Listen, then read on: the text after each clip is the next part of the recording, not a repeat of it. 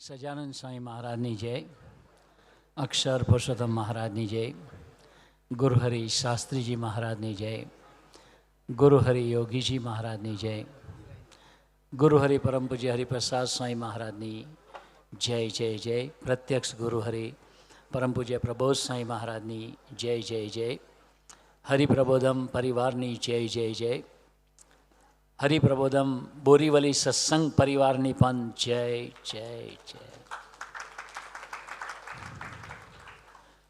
આજે સમગ્ર હરિહૃદય પ્રદેશના સૌ મુક્તો ખૂબ જ ભાગ્યશાળી છીએ અને ગુરુહરિના આપણે સૌ ઋણી છીએ. પરમ દિવસે રાત્રે અહીંયા પધારવાનું હતું તો ઇન્ડિગોની ફ્લાઇટમાં આવવાનું હતું એમને, પણ એ ફ્લાઇટ સડનલી કેન્સલ થઈ. તો ગુરુહરિએ બીજા કોઈ ઓપ્શનનો વિચાર ના કર્યો, પણ એ એકના નગરી એક્સપ્રેસની અંદર પોતે આખી રાતનો ઉજાગરો સહન કરીને એ ટ્રાવેલિંગ કરીને બોમ્બેની ધરતી પર પધાર્યા છે. એમને એક આપણી પર ખૂબ જ મોટું ઋણ, આપણે તો નિરંતરના ઋણી છીએ, પણ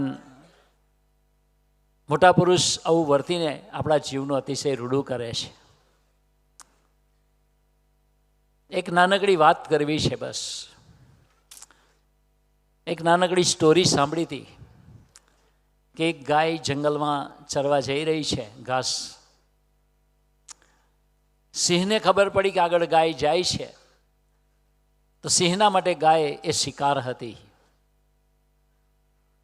પણ ભગવાને પ્રાણીઓને એવી શક્તિ આપેલી છે કે ગાય તો નિર્દોષ ભાવે ચરતી હતી, પણ એના કાન હલવા માંડ્યા. એટલે ગાયને ખબર પડી ગઈ કે કોઈ મને મારી નાખવા માટે મારો કાળ આવી રહ્યો છે. એટલે ગાય પછી ભાગવા લાગી. સિંહ પણ એની પાછળ પહેલાં તો ધીમો ચાલતો હતો અને પછી એ પણ એની સ્પીડમાં ભાગવા લાગ્યો.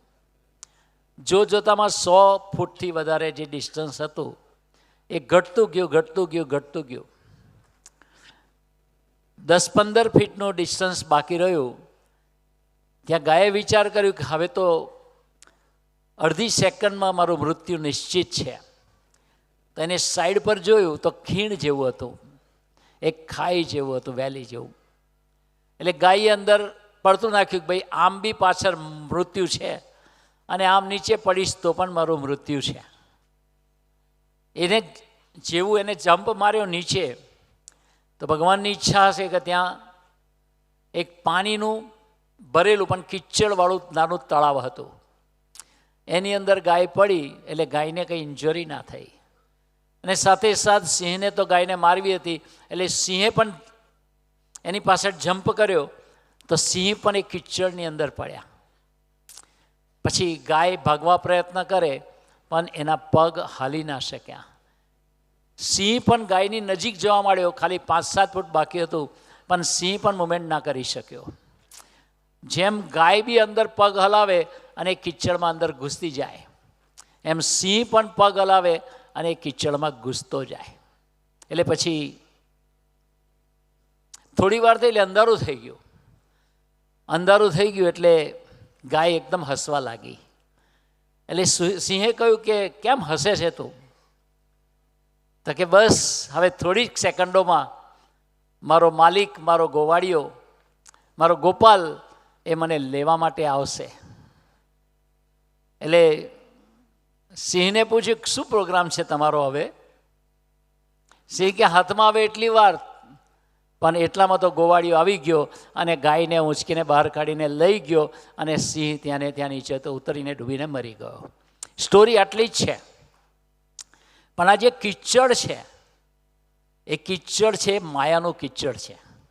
હમણાં આપણે સોશિયલ મીડિયાનું પ્રેઝન્ટેશન ડ્રામા દ્વારા આપણે જોયું કે આ દુનિયામાં ઘણા બધા કિચડ છે માયાના, જેની અંદર જીવ માત્ર ખૂંપતા જાય છે. એ લેમેનથી માંડીને છેક પ્રેસિડેન્ટ જેવા લોકો પણ એની અંદરથી ઘૂસતા જ જાય છે અને એનો આત્મા મલિન થતો જાય છે.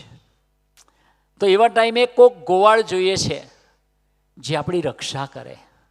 આજે વિચારીએ અમે તો બધી સભામાં જઈએ છીએ અને બધાને પૂછીએ છીએ કે તમારો સ્ક્રીન ટાઈમ કેટલો છે,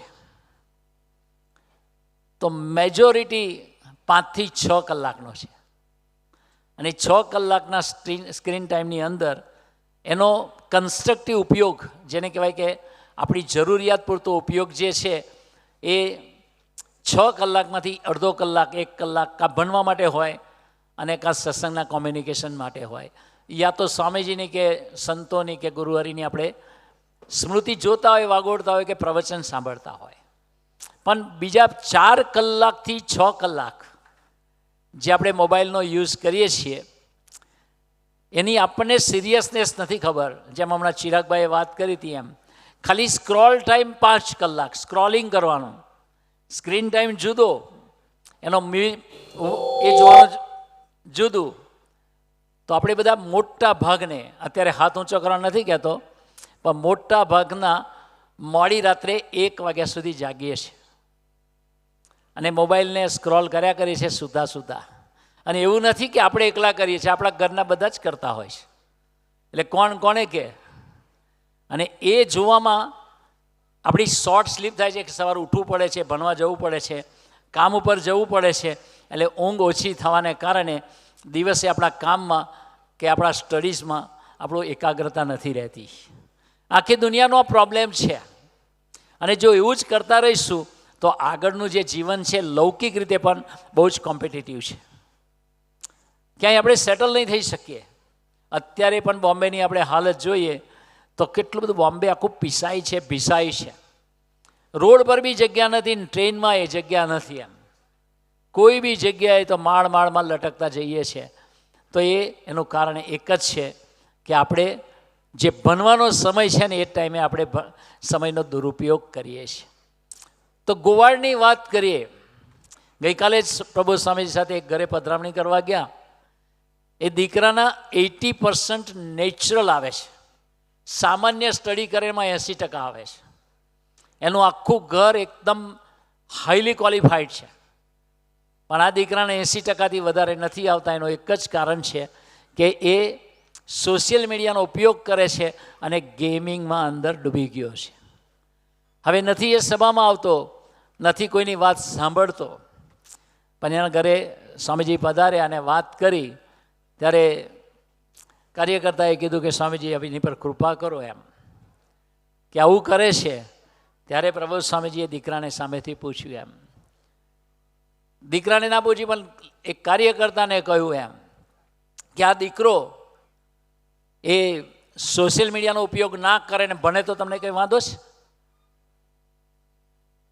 બીજી વખત કહ્યું કાર્યકર્તાને કે આ દીકરો સોશિયલ મીડિયાનો ઉપયોગ ના કરે અને કંઈક વ્યવસ્થિત ભણે તમને વાંધો છે? એ દીકરો હસી પડ્યો. એ દીકરાને એવું પણ પ્રભુ સ્વામીજી ના કર્યું કે એને ડાયરેક્ટ કીધું હોત બધાની વચ્ચે તો એને કેટલું બધું ખોટું લાગે છે, પણ કેટલું સોફ્ટલી અને સુહૃદ ભાવથી વાત કરી જેથી કરીને દીકરાને અસર થઈ ગઈ. એમ તો એ વસ્તુ જે કરવાનું છે, એટલે આજે તો આપણે પ્રભુ સ્વામીજી પાસે આશીર્વાદ માગવા છે. એમ બહુ મોટી વાત નથી કરવી. એમ બાકી ભગવાન સ્વામિનારાયણ તો ના પાડી છે કે પ્રથમ 18નો જે લોપ કરે છે એને માટે અક્ષરધામ નથી. મહારાજે કીધું કે તમારે તો બહુ જ ભોગવવાનું થાય, પણ આપણે એ વાત પર અત્યારે ના જઈએ. ખાલી એક પ્રસંગની વાત કરવી છે કે ભગવાનને મોટા પુરુષ એનો પ્રેમ છે એ સાચો ગોવાળીઓ છે. તો એક દીકરો 4થા ધોરણની અંદર સ્વામીજીની પાસે લઈ આવ્યા અને આશીર્વાદ આપ્યા. સ્વામીજી કીધું મારે તને કોમ્પ્યુટર એન્જિનિયર બનાવવો છે. પછી 8મા ધોરણમાં ફરી વખત એ દર્શન કરવા આવ્યો. ત્યારે ગુરુ હરિપ્રસાદ સ્વામીજીએ કીધું કે મારે તને કોમ્પ્યુટર એન્જિનિયર બનાવી અને અમેરિકાની ધરતી ઉપર તને કિશનજીની ગોદમાં મૂકવો છે. તો એ દીકરાનું જે કેપેસિટી છે બ્રેઇનની યાદ રાખવાની એ તો છે જ, પણ આપણે ન કરવાનું એટલું બધું કરીએ છીએ. એક દીકરાના મધરે સ્વામીજીને પત્ર લખ્યો કે મારો દીકરો ગમે એટલી મહેનત કરે છે, 45%થી આગળ વધીને મેક્સિમમ 49% સુધી જાય છે. તો આ દીકરો મારો શું કરશે આગળ જઈને? ઘર સામાન્ય પરિસ્થિતિનું ઘર હતું એમ, પણ સ્વામીજીને કહ્યું કે સ્વામીજી આવું છે. તો સ્વામીજી 3 પ્રશ્ન પૂછ્યા. સભા ભરે છે? તો કે અમારા ઘરે જ થાય છે અને હું જ ચલાવું છું. એ સ્વામીજી કીધું ભજન કરીશ? તો કે હા. પછી સ્વામી 3 નિયમ આપ્યા. પહેલો નિયમ એ આપ્યો કે આજથી ટીવી નહીં જોવાનું. પેલા દીકરાએ કીધું હા સ્વામી. બીજો નિયમ આપ્યો, જેટલું કરવાનું એટલું જ કરવાનું, નહીં કરવાનું એ નહીં કરવાનું. અને ત્રીજો નિયમ આપ્યો કે 30 મિનિટ રડીને પ્રાર્થના કરશે. હવે કેપેસિટી ગમે એટલું બને તો એ 49% ઉપર નહોતા જતા. પણ સ્વામીજીએ નિયમ આપ્યો, એ દીકરાના ઘરનો લિવિંગ રૂમ એ લગભગ 8x6x10 કે એવું જ હશે, 6x9. એની અંદર આવડું મોટું ટીવી હતું. પણ એ દીકરાની સુરુચિ હતી ને સ્વામીજીની આજ્ઞા પાડી તો એ ટીવી ચાલુ ટીવી તો નહોતો જોતો, પણ એ બંધ ટીવી પર એક પણ આખા વર્ષમાં નજર ના જવા દીધી. આ પ્રસંગ શું હતો? પ્રિલિમની એક્ઝામ આપ્યા પછીની વાત છે. અને સ્વામીજી પાસે પ્રાર્થના કરી હતી, સ્વામી કે આ નિયમ પાડજે, બાકીનું મહારાજ કરશે. એ દીકરાએ બંધ ટીવી પણ ના જોયું, ચાલુ ટીવી તો ના જ જુએ. બીજું કરવાનું એટલું કર્યું ને ન કરવાનું એ બધું બંધ કરી દીધું અને 30 મિનિટનું ભજન કર્યું. જ્યારે એના 12થની અંદર, આદર્શની અંદર 10મા ધોરણમાં એના 79% આવ્યા. પછી આગળ વધતો ગયો. પછી એને 12થમાં 83% આવ્યા. પણ એને એન્જિનિયરિંગમાં એ નહોતું જોતું, જોઈતું તો ના મળ્યું. પછી સિવિલમાં મળ્યું, સિવિલ કર્યું. પછી આગળ નહોતું બનવું. સ્વામી કે ના MBA જ કરવાનું છે. અને MBAમાં પણ આવી જ આજ્ઞા કરી કે ઘરથી કોલેજ ને કોલેજથી ઘર, અને આપણે હોમવર્ક કરવાનું અને સિન્સિયર કરવાનું ને ભજન કરવાનું. એ દીકરાને બીજા બધા દીકરાઓ એવું કહેતા હતા કે તું ફેલ થઈશ, અમારી જોડે ફરવા આવ, ફ્રેશ થાવ. પણ એ દીકરાએ સ્વામીજીની આજ્ઞા પકડી રાખી. એ દીકરો એની MBAની કોલેજમાં પૂનામાં એ ફર્સ્ટ આવ્યો. અને જે લોકો એને કહેતા હતા એ બધાની કેટી આવી.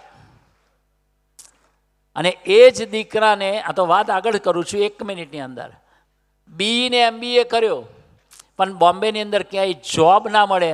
1 વર્ષની અંદર 250થી વધારે ઇન્ટરવ્યૂઝ આપ્યા, પણ કાંઈ કશું જ ના થયું. પછી સ્વામીજીને કીધું શું કરીએ સ્વામીજી?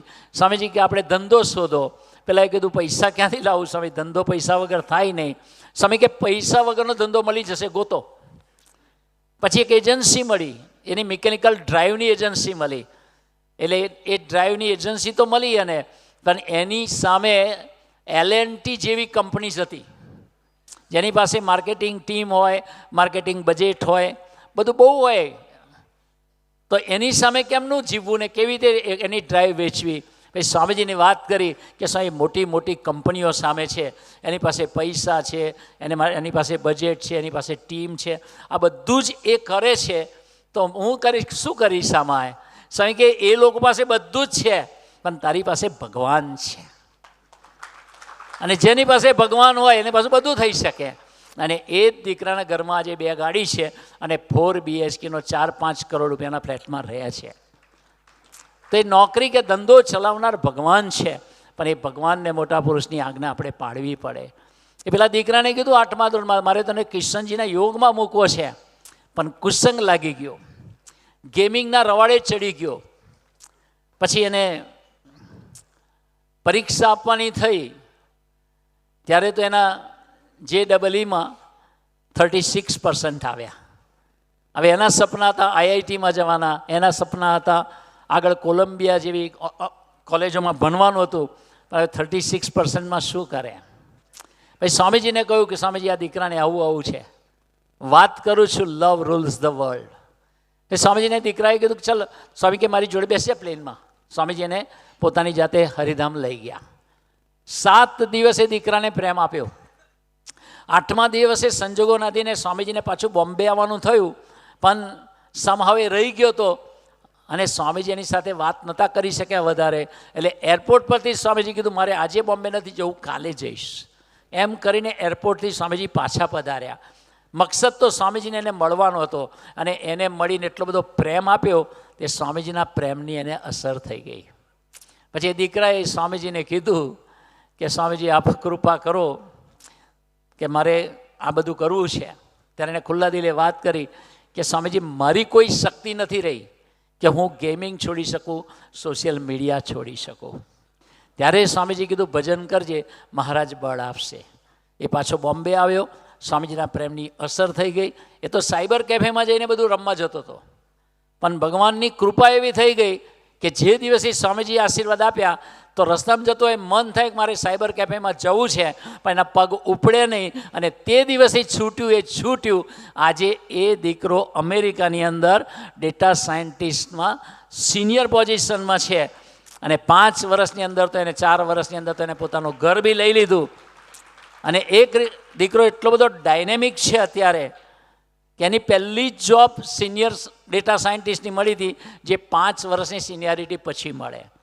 કહેવાનો મતલબ એ છે કે એના જીવનની અંદર સ્વામીજી હતા ને સ્વામીજીએ આશીર્વાદ આપ્યા તો એ ગેમિંગ પણ છૂટી ગયું. એને પછી જ્યારે જીઆરઈની એક્ઝામ આપી કોલેજ કર્યા પછી તો 340માંથી 322 માર્ક્સ આવ્યા હતા. અમેરિકામાં પણ બહુ સારી યુનિવર્સિટીમાં મળ્યું હતું, પણ સ્વામીજીને હ્યુસ્ટન ભણાવ્યો. એના જીવનની આખી મોટી યાત્રા છે. પણ એ દીકરાએ સ્વામીજીની આજ્ઞા પાડી, જેના ફળ સ્વરૂપે આજે કેરિયર તો બન્યું, પણ મંદિરની અંદર એટલો બધો ડાયનેમિક છોકરો છે કે 6 ડિપાર્ટમેન્ટની સેવા કરે છે. અને ગમે તેવો માણસ એની પાસે અડધો કલાક બેસે અને એની ગોષ્ઠી સાંભળે ને એનું ડેસ્ટિનેશન ક્લિયર કરી દે. અને એ દીકરાનું નામ છે કૃષ્ણભાઈનો દીકરો કૃતાર્થ મજીઠિયા. એનું કારણ એક જ છે કે મોટા પુરુષની આજ્ઞાનું, મોટા પુરુષનો પ્રેમ અસર કર્યો અને એમની આજ્ઞાનું પાલન કર્યું. સુરતના એક દીકરાએ એના પેરેન્ટ્સ લઈ આવ્યા 9મા ધોરણમાં કે સ્વામીજી આ 10મા ધોરણમાં જઈ રહ્યો છે પણ એ ભણતો નથી ને કોન્સન્ટ્રેશન રહેતું નથી. તો પછી સ્વામીજીને પ્રબોધ સ્વામીજીને કીધું, પ્રબોધ સ્વામી કે સોશિયલ મીડિયા વાપરે છે? તો કે હા. ઇન્ટરનેટ વાપરે છે? તો કે હા. સ્વામી કે બંધ કરી દે. પ્રબોધ સ્વામી પછી કીધું કે અમે તારા માટે પ્રાર્થના કરીશું, તારો ફર્સ્ટ ક્લાસ આવશે. પછી 9થમાં એ ફર્સ્ટ ક્લાસ આવ્યો એની કોલેજમાં, સ્કૂલમાં. પછી તો આગળ ભણ્યો અને આજે અદ્ભુત એનું કેરિયર થઈ ગઈ. કહેવાનો મતલબ એટલો જ છે કે આજે ગુરુહરિ પાસે બહુ મોટી વાત નથી કરવી, પણ આપણા જીવનમાં જે ટચિંગ વાત છે અને આપણા જીવનમાં આપણે જ્યાં ગોથું ખાઈએ છીએ તો આપણે ગુરુહરિને પ્રાર્થના કરવી છે કે જેમ કૃતાર્થભાઈને સ્વામીજીએ શક્તિ આપી અને સોશિયલ મીડિયા જોવાનું મન ના થયું, એવું અમને એવી તાકાત આપજો, અમને પણ મન ના થાય અને કેવળ અમે તમારા થઈને રહીએ. અને બીજી વાત, આવતી સાલ ખાસ તો એનાઉન્સમેન્ટ છે કે 1 વર્ષની અંદર જે લોકો સોશિયલ મીડિયાનો દુરુપયોગ નહીં કરે, ઇન્ટરનેટનો પ્રોપર ઉપયોગ કરશે, એને હરિહૃદય પ્રદેશ તરફથી મોટું ઇનામ મળશે. અને એ મોટું ઇનામ એટલે ગુરુહરિના સ્પેશિયલ ચરણ સ્પર્શ અને ગુરુહરિના આશીર્વાદ. કોને જોઈએ છે? કોને ઇનામ જોઈએ છે? બસ તો આપણે આજે સંકલ્પ કરીને જઈએ, હે ગુરુહરિ, તમારા સંકલ્પે તો કામ ક્રોધાદિક દોષો ટળી જાય, તમારા સંકલ્પે તો હઠ માને ઈર્ષા જતી રહે, તમારા સંકલ્પે તો માયાનો કચરો નીકળી જાય. તો આ 2 પૈસાનું સોશિયલ મીડિયા અમારા જીવનને ઇન્ફ્લુઅન્સ ના કરે અને અમે કેવળ તમારા થઈને જીવીએ એવા બળ બુદ્ધિને શક્તિ અમને સૌને આપો. એ જ પ્રાર્થના સજાનંદ સ્વામી મહારાજની છે.